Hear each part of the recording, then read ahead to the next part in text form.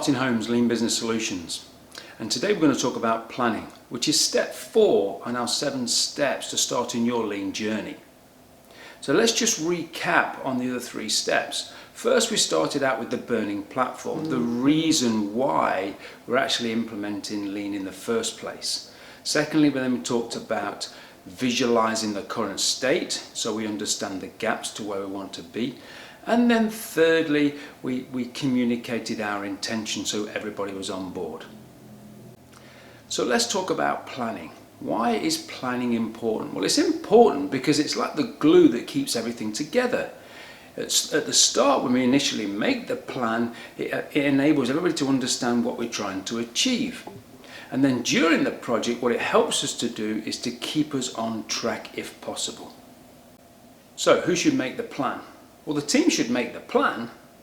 They should be the ones that decide what goes into the plan. We should have one person that oversees it to make sure that we're going in the right direction. Back to the burning platform, we have everything in there that we're trying to achieve what we set out to do in the first place. So what should the plan look like? Well, I don't necessarily care what it looks like. And what I mean by that is that you can use electronic format or you could use a paper format. My preference is a paper format, and the reason for that is the team gets together at the start and they list everything they want to do and they put a nice timeline against it and they put the milestones in there. It's very difficult to adjust it. But if you do it electronically and you keep it on a computer, it's very easy and very tempting, I've got to say that I've done it, to move the milestones, and we don't want to do that, and I'll come on to that later. So my preference is to have one paper copy that's printed off at the start of the project. We put it on a wall and that's where we review it. So once we have our master plan that's going to control the whole project, we're going to need lower levels, lower tiers of the master plan. So at each level of the organisation we should see a more detailed plan as we go down the organisation. So starting at the top, very little detail, very similar to what we talked about in the KPIs and visualizing. And as we go down the organisation, closer to the work, the detail gets more detailed so we can understand exactly what's going on at each of the levels. So how often should we review the plan? Well, again, it's like what I said before, it depends on the state of the plan. If we're on target and we're very comfortable that we're on target, then we should review it maybe once a week, maybe twice a week. But if we're in a crisis where things are not going right, maybe it's once a day, or maybe it's twice a day, or maybe it's 3 times a week. It depends, and what you should do at the start of the project is set out some criteria that if we get behind, we understand when we're going to review and how often we're going to review. So who should review the plan?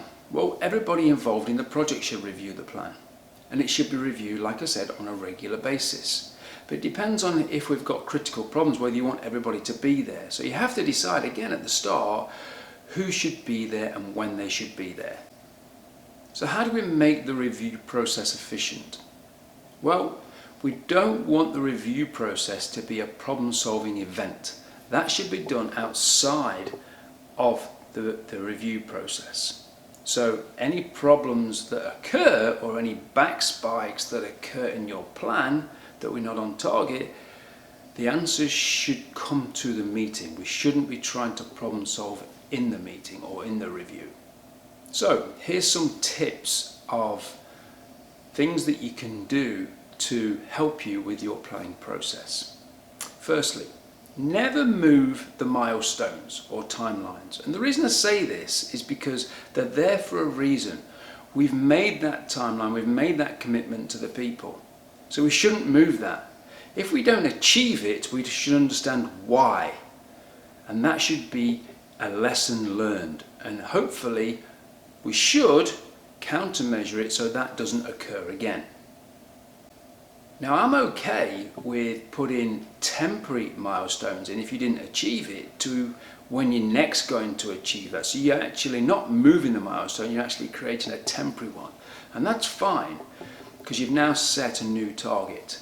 So that's okay to do that. I do encourage you to do that because without a timeline, then who knows when we're going to finish.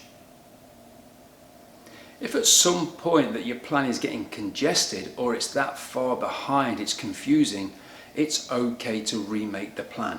But remake the plan with all the team so everybody's involved. But more importantly, what are the lessons learned? Why is it so congested? Why are we so far behind? Those lessons need to be documented and we need to learn from them. We need to countermeasure them in order that we develop in this planning process. And lastly, my tip is to have fun. Put some things in there that are fun as well, because this is a really tough part of the 7 steps of your lean journey, because we're going to be measuring on a constant basis where we are, and there's a lot of pressure on the team. So try to include some fun things in there, like team building, or maybe some events like pizza events or some kind of event to encourage people to want to come, but to participate as well. It's really important. So in our next video we'll be talking about 5S. That's step 5 in our 7 steps on your lean journey. So if you like today's video, please click like. If you'd like to see more, then please help us by subscribing. Thanks for watching.